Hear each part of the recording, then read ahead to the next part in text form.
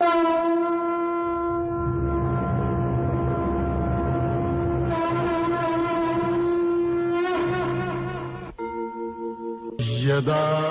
यदा हि धर्मस्य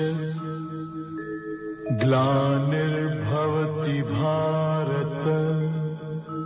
आज मैं एक मैसेज देना चाह रहा हूं। पिछले 3-4 दिन से मेरे हृदय में बड़ा कष्ट हो रहा है, और इतना कष्ट हो रहा है कि मैं आपको बयान नहीं कर सकता।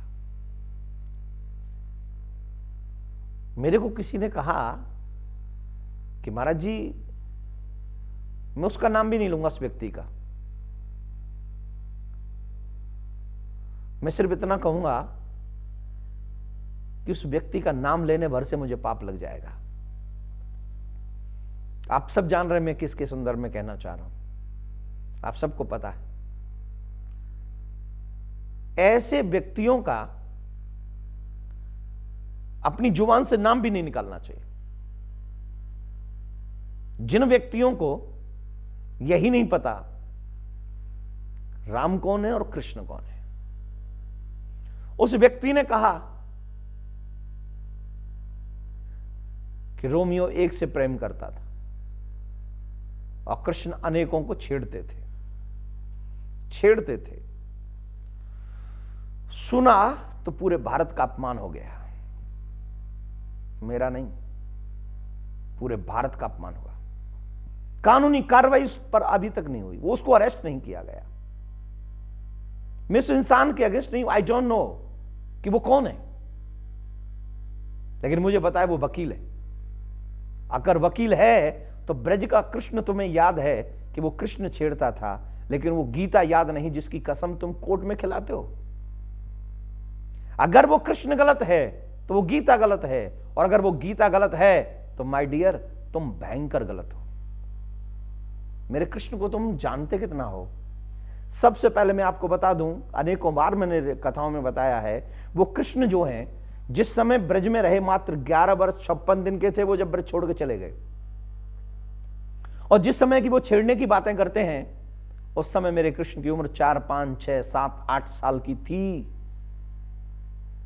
और जब श्री कृष्ण 4, 5, 6, 7 और 8 साल की उम्र में किसी कन्या को पकड़ लेते हैं, हाथ पकड़ लेते हैं, अपनी से कई डबल, जो एज में डबल हैं, उनको पकड़ते हैं, इसका मतलब आप छेड़ना कहते हैं?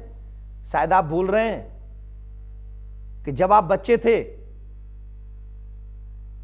तब आपने भी अपनी मां की साड़ी को पकड़ा होगा जब वो नहा के आई होंगी। आपने भी उसकी हाथ पकड़े होंगे जब वो कहीं जा रही होंगी। आपने भी कभी कभी हंसी में अपनी मां को चोटी मारी होगी जब वो तुम उनके साथ स्नेह कर रहे होगे। इसका मतलब आपने उस समय अपनी मां को छेड़ा था, अपनी बहन के पटके को पकड़ खींच लिया, इसका मतलब बहन को छेड़ दिया। जानते कितना हो कृष्ण को? शर्म आनी चाहिए भगवान श्री कृष्ण पर उंगली उठाने से पहले। अगर मुझे आजादी मिल जाती तो सच बता रहा हूं बहुत बड़ा अनर्थ हो जाता। भगवान श्री कृष्ण पर उंगली उठाते हो, इस देश में रहकर उंगली उठाते हो। डूब मरना चाहिए नाम कमाने के लिए, प्रचार पाने के लिए, कहीं और जा मरो। अगर तुम इतने ही ईमानदार, इतने ही वफादार हो तो जाओ किसी और धर्म पर उंगली उठाकर दिखाना। हम हिंदुओं पर उंगली उठाना बहुत आसान है, हिंदू धर्म पर उंगली उठाना बहुत आसान है। हमें तो कोई भी आकर सुना के चला जाता है और वारे हिंदुओं की दरियादिली सब कुछ सह लेते हैं। अब तो और की बात छोड़ो, हिंदू ही दरिंदे होते जा रहे हैं। अपने ही लोग अपनों को जाने बगैर उंगली उठा रहे हैं। इतने भी दरिंदे मत बनो कि किसी के सब्र का बांध टूट जाए। एक बात याद रखना, तुम तभी तक सुरक्षित हो जब तक हम राम बनने की कोशिश कर रहे हैं। जिस दिन हमने लक्ष्मण बनने की कोशिश कर ली, हिंदुस्तान में तुम जैसे लोग शायद ही सुरक्षित हो। शुक्रिया अदा करना इन भारतीयों का जो ये भारतीय राम बनने की कोशिश करते हैं, लक्ष्मण बनने की कोशिश नहीं करते। जिस दिन लक्ष्मण बनेंगे तो जैसे लक्ष्मण ने पूरी राक्षसी सेना का विनाश कर दिया था, वैसे ही ये लोग कैसे किसी भी उस व्यक्ति का विनाश कर सकते हैं जो भगवान श्री राम पर, भगवान श्री कृष्ण पर उंगली उठाते हैं।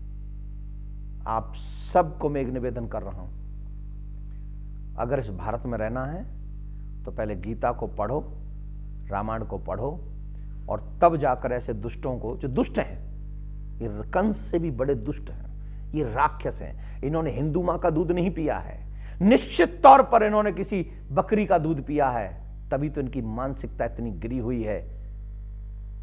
मत गिरने देना ऐसे लोगों को, संभलने मत देना। ऐसे लोगों को बोलने से पहले ही सरकार को, आप अल्पसंख्यकों की बार बार बात करते हैं, उनके धर्म पर कभी कुछ नहीं होना चाहिए, लेकिन बहुसंख्यकों के लोगों की भावनाओं को बार बार ठेस पहुंचाई जाती है और गवर्नमेंट, कानून सब चुप रहते हैं। आखिर कब तक सहेंगे हम? कब तक सुनते रहोगे? जाग जाओ, सब जागो, कुछ अच्छा करो, वरना बहुत मुश्किल हम सबके लिए हो जाएगी। ऐसे लोग अपना मुंह खोलते रहेंगे और हमारे धर्म पर, क्योंकि किसी भी व्यक्ति को देख लीजिए, कोई भी आता है हमारे ही धर्म के अगेंस्ट बोल के चला जाता है, सिर्फ हमारे ही धर्म को टारगेट करता है, किसी भी जगह पर आकर हमारे धर्म को टारगेट करता है और बिना कुछ जाने करता है। अगर जाने की इच्छा है तो हमारे पास आओ, कृष्ण कौन थे, क्या थे। अगर तुमने अपनी मां बहन को छेड़ा हो उस बचपन में, उसको अगर तुम छेड़ना कहते हो तो मैं कहता हूं कृष्ण ने छेड़ा था। अगर तुम अपनी मां बहन को उस तरीके से कह रहे हो कि हमने नहीं छेड़ा, हम तो बच्चे थे, हमें तो पता ही नहीं, तो हाउ डियर टू से, तुम्हारी हिम्मत कैसे होती है भगवान श्री कृष्ण को ऐसे सोचने में? बहुत मुश्किल बात है। आप सब हिंदुओं को एक बार कहूंगा, अभी भी वक्त है, जाग जाओ, वरना एक दिन वो आएगा कि हमारे घरों में घुसकर लोग हमारा सर काट के चले जाएंगे और हम कहेंगे कि हमारा पड़ोसी अभी सुरक्षित है या मेरा बेटा वो सुरक्षित है, हमें क्या मतलब, हमें क्या करना, हमें क्या करना, हमें क्या करना, हमें क्या करना करते करते हमारा ये दिन आ गया कि हमारे ही लोग हम पे उंगली उठा रहे हैं। भारत में ही हम सुरक्षित नहीं है। मान रहा हूं मैं आज रामनवमी है, लेकिन बड़ा दुख होता है ऐसे लोगों के बारे में सोच सोच कर। जाग जाओ, कम से कम आप अपने बच्चों को ऐसा नहीं बनने देंगे, ऐसा संकल्प लेना। आप सबसे प्रार्थना करता हूं। राधे। धर्म संस्थापनार्थाय